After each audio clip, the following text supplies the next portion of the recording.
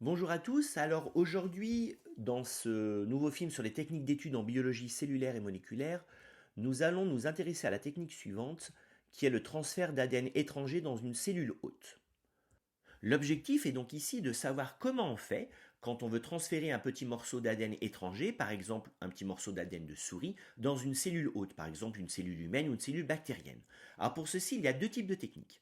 Le premier grand type de technique, c'est ce qu'on appelle les techniques de transfert d'ADN nu. Elles sont représentées ici. Alors ça peut se faire par transformation. Transformation, c'est quoi? C'est le plus simple, c'est ce qu'on avait vu avec le clonage in vivo dans des bactéries. C'est qu'on met donc des petits morceaux d'ADN en présence des cellules hôtes et les petits morceaux d'ADN vont rentrer sans aucune aide. Par exemple, les plasmides recombinants qu'on avait mis en présence des cellules bactériennes pour le clonage in vivo. Pour les eucaryotes, ça marche aussi. Quand on met de l'ADN en présence de cellules, l'ADN peut rentrer. Même si bien sûr il y a des recettes de cuisine qui permettent d'optimiser ceci, par exemple le phosphate de calcium qui favorise fortement l'entrée de petits morceaux d'ADN dans les cellules eucaryotes. On peut aussi faire une micro-injection. Dans une micro-injection, on va utiliser donc une petite seringue et on va donc injecter dans une cellule les petits morceaux d'ADN directement. Alors ça marche bien quand on a de grosses cellules, par exemple des ovocytes d'amphibiens ou des ovocytes de souris. On peut aussi utiliser l'électroporation, où là, on va donc mettre nos cellules au contact de petits morceaux d'ADN. Donc ici, par exemple, ce sont des bactéries. Et en faisant des chocs électriques, et ben en fait, ça fragilise les membranes et ça optimise en fait l'entrée. C'est ce qu'on constate. Ou bien on peut utiliser la biolistique, donc là c'est un canon à particules, ou alors ça c'est surtout utilisé pour les cellules végétales avec leurs parois, parce que le reste ça marche moins bien, où là donc on prend des petites microbilles qu'on enrobe d'ADN d'intérêt, celui qu'on veut faire entrer c'est le petit ADN qui est rouge et bleu, et on donc tire littéralement sur les cellules, alors ça va beaucoup les altérer, ça va même les perforer en fait, mais elles peuvent survivre, et certaines vont justement récupérer ces petits morceaux d'ADN. Donc ça, c'est le principe des transferts d'ADN nu. Quand on est chez les eucaryotes, tous ces processus d'incorporation d'ADN nu, on les regroupe sous le terme de transfection, qui est souvent utilisé sur les protocoles de sujets du concours. Alors quand on fait ça, il faut savoir que le nombre de copies d'ADN incorporées, la stabilité de l'incorporation, le lieu de l'incorporation, tout ça c'est aléatoire, c'est pas bien contrôlé par rapport à ce qu'on pourra voir par la suite. Deuxième type de technique que l'on peut utiliser, c'est le transfert d'ADN, cette fois non nu, mais par l'intermédiaire de vecteurs. Alors qu'est-ce qu'un vecteur? Un vecteur, c'est un transporteur en fait qui va faciliter l'introduction de l'ADN en question dans les cellules ciblées. Alors comme transporteur, on peut utiliser lors de la technique qu'on appelle la lipofection des gouttelettes lipidiques, comme ceci, en fait avec une bicouche de phospholipides, et donc les petits morceaux d'ADN sont mis à l'intérieur de ça, et cette structure va pouvoir entrer plus facilement que si l'ADN il était nu dans les cellules eucaryotes par endocytose ou bien comme ici, ou bien par fusion membranaire. Donc c'est une façon pour optimiser l'apport de l'ADN dans les cellules en question. Ce qu'on peut utiliser aussi, ce sont des virus. On fait ça par exemple lors des essais de thérapie génique chez l'homme. Alors comment ça fonctionne?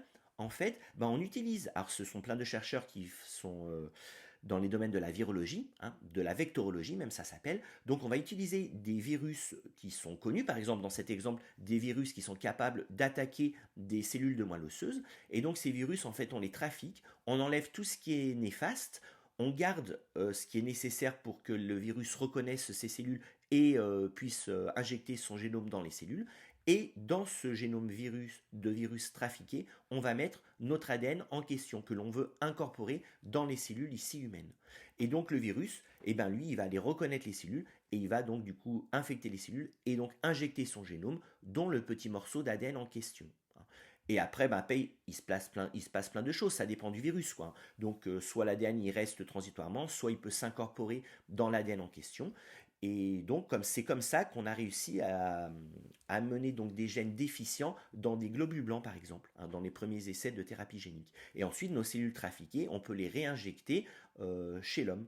Ici, par exemple, dans la moelle osseuse. Là, on fait du ex vivo. Mais il y a aussi des essais de thérapie génique où on utilise des virus qui infectent l'épithélium pulmonaire et par aérosol, on les met donc à inhalation pour les individus qui ont la mucoviscidose. Ce sont des essais actuels ici. On fait aussi des essais cliniques chez la souris aussi, bien sûr. Donc ça, c'est l'utilisation de virus en thérapie génique. L'idée, c'est d'utiliser donc ce que l'on connaît des virus pour les utiliser comme vecteurs, comme apporteurs en fait de l'ADN en question. Troisième technique qui a été très très utilisée pour faire des végétaux OGM, ce sont les techniques d'utilisation d'Agrobacterium tumefaciens, ce qui est une bactérie qui va aller attaquer les végétaux. Alors comment ça fonctionne naturellement? On va utiliser encore une fois la nature. Dans la nature, il y a des bactéries, Agrobacterium tumefaciens, qui sont représentées ici, qui ont un plasmide qu'on appelle le plasmide TI, peu importe. Ces bactéries, naturellement, elles sont capables d'attaquer les tissus végétaux et d'incorporer dans ces cellules végétales ce petit morceau-là qui s'appelle l'ADN T.